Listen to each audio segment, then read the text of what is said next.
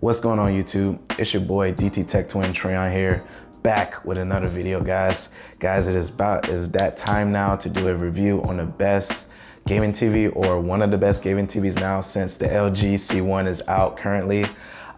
This is going to be a review slash little bit of comparison of the LG CX and the LG C1. And also, guys, I'll be giving my overall thoughts at the end of the video, whether this TV is still worth it now, because now that the CX has been out for about a year now, and now the LG C1 is here, is it worth it buying the C1 or the CX, or buying the SCX or the C1 if you have neither TV? That's what you guys are going to get in this video. Definitely, guys, if you guys do love this video, definitely hit me up in the like. And I see a few of you in the comments telling me that you guys like the setup that I have. If this video hits 50 likes in a week, I will do a personal room tour of everything that I have in this room and where you can get it. So without further ado, guys, let's go ahead and get right into the video. Talking about a little bit of specs on this on the TV, guys. I'm not getting into the nitty gritty of everything. I'm just talking about mainly the surface features on the TV and everything. Not gonna be talking a lot like bits and nits and all that stuff. Personally, I'm not really a real techie guy, you know, especially when it comes to TVs. But having the LG CX and having a great experience with this TV since I had the PS5, it's been great, and it wouldn't make sense for me like not to do a review on this amazing TV and everything. But being a console gamer, I don't own an Xbox Series X, and I do not have a PC with a RTX 3080 or 3090 or anything like that. But definitely, guys, talking about the specs on this TV, with it having real actual 4K at that highest refresh rate at 120 hertz.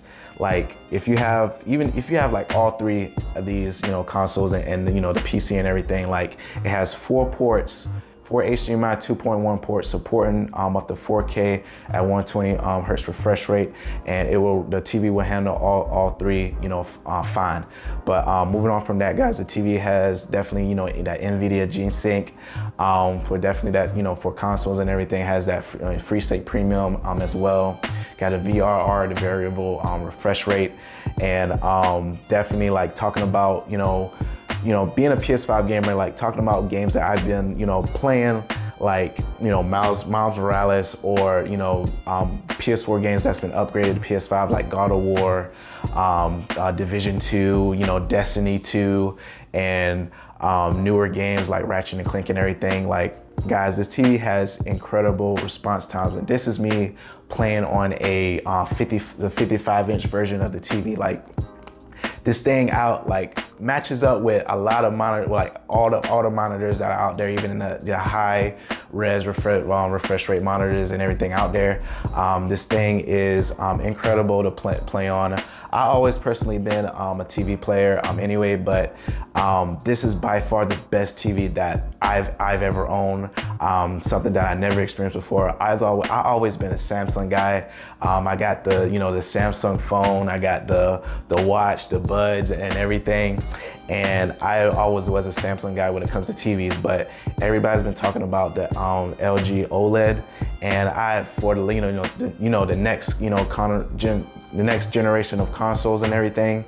And I said, what the heck, I'll go ahead and play it, and I'll go ahead and buy it and see what it is. And guys, I will not be going back to any other TV other than Samsung. The TV is just that great.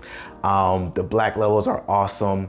Freaking, like, when it comes to like the booting up the TV, when you see the PlayStation logo out in the front, when it turns on, the black levels is crazy, guys. Like the pixels, if they're not needed, they automatically shut off. So the TV literally looks like it's turned off. That's just how deep it is. And playing certain games, like contrast levels from those blacks to the color, it pops. It's amazing, as you can see behind me and everything. But like guys, like talking about a little bit on the CX, like I would say during my research, doing that other video, looking at videos, same thing that you guys are doing.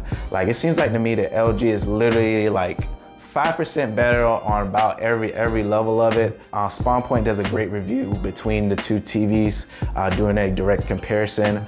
I have a link down in the description if you guys want to check out his video.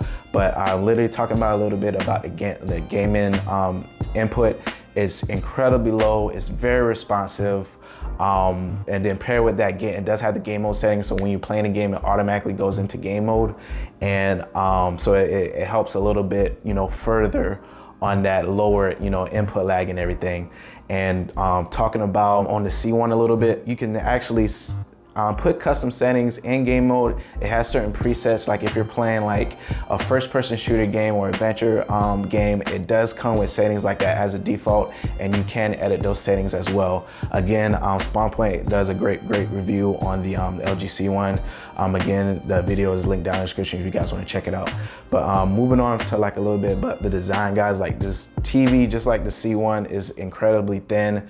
This, like for the TV, it looks light, but this TV is definitely heavy, guys. As you can see, I have it mounted on a wall. A lot of other guys that I've seen have it on this kickstand, have it on a stand, and the stand is really heavy in itself. But talking about sound a little bit on the wall, the sound on the wall, like literally, like it's great to me. It's deep and it's deep, it's clear, it's crisp for me. Like I said, I play in my setup, in my my room setup when I do YouTube or working or gaming, whatever I'm doing in here. It's generally a smaller room, so I don't recommend a sound bar if you guys were thinking about getting one in your office space, or however, whatever you want to call your space.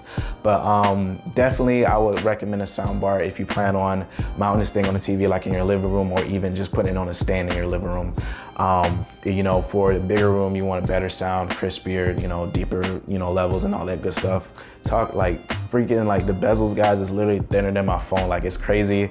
All the tech is mainly at the bottom of the TV, but I love the overall aesthetic of the TV. It definitely looks good. Like, this TV is almost dang near bezel-less, like as you can see. Freaking, and the same exact thing is just goes for the C1 as well. Like, if looking at everything, like the C1 is definitely a little bit brighter. It's definitely like handles those darks a little bit better. The remote and everything is different as well. And like, that's probably one more thing. Like, the remote on the CX, like especially the wand feature, like a lot of people seem like they hate the wand feature.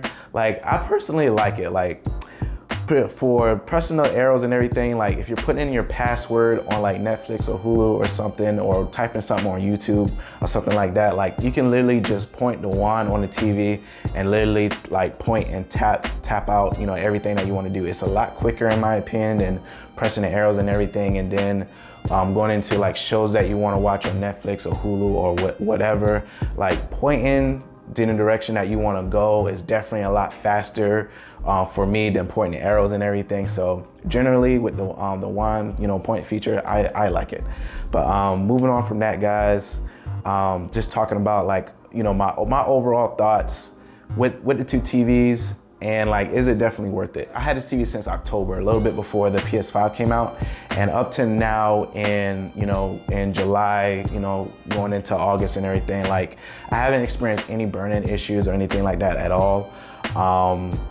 So that's pretty good. Like, if you guys watch the news a lot, which generally I never watch the news or anything like that, where they have all the information down at the bottom and all that good stuff, that's probably something to worry about if you playing the TV on those types of channels and everything.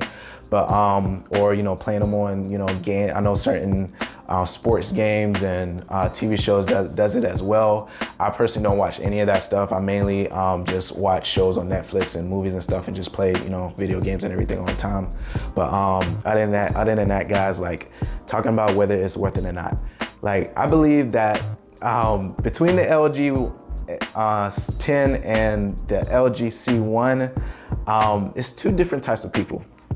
If you have neither one of these TVs, and if you're like me, and like me, I'm as in like just buying the newest thing that's out there if it's available. Like personally, I would get the C1 just because of that reason, just because I know that I'm that type of person to get the C1.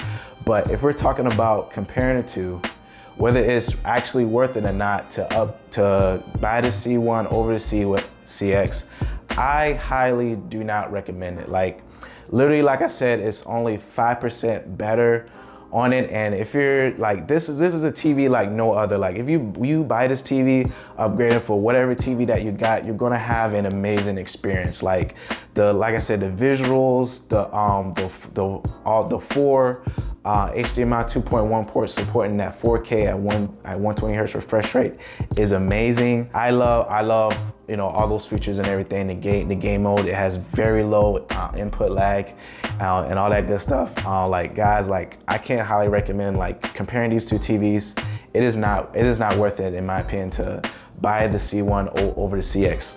And definitely, if you already have the C1 and thinking about upgrading to the, if you already have the CX and thinking about upgrading to the C1, like do not do that. Like this TV will definitely handle you for years and years to come. Definitely, I bought this to be future-proofing my setup, especially with, you know, with PlayStation and everything. And maybe in the future, I'll have a Xbox and PC. And because now I got the TV that supports those features if I decide to get it. But other than that, guys, like that's pretty much it. That's my opinion. I would just say like definitely get the CX, because overall, even talking about price point wise, like I think just comparing the 55-inch versions of the TV, the C1 is running at like $1,600 I believe right now, and the C10 is literally running like I think a little over like $1,400, or even like a little bit lower than that, depending on where you get it. So I would definitely save the couple $100, guys, and just get the CX. You're gonna have an equally amazing experience, especially if you haven't experienced a TV like this before. But yeah, guys, that's pretty much it. If you guys like what you saw, again, definitely hit me up with a like and let me know down in the comments below what your guys' thoughts on the LG CX. And hey, like I don't own a LG C1. I had to buy this LG C10 out of, you know, my money and everything. And yeah, I'm having a great experience. If you guys do currently have the C1, let me know how's you guys' experience. If you had the CX, let me know how you guys' experience is. Like let's chat it up. But definitely, guys, if you guys like what you saw, man, and you want to see future our videos, I have a twin brother named Trayvon. My name is Trayon again. We do a whole bunch of, you know, tech reviews, mainly on headsets and everything right now, but we like to do videos like this because we are a tech channel. We do want to be tech twins of doing everything that's tech. If you want to see, you know, our videos and grow with us, definitely hit us up with a subscribe and let me know down in the comments below. Say, hey, I subscribe, and I will hit every single person, I promise you. But yeah, guys, I mean, man, like other than that, I'll see you guys on the next video. Peace.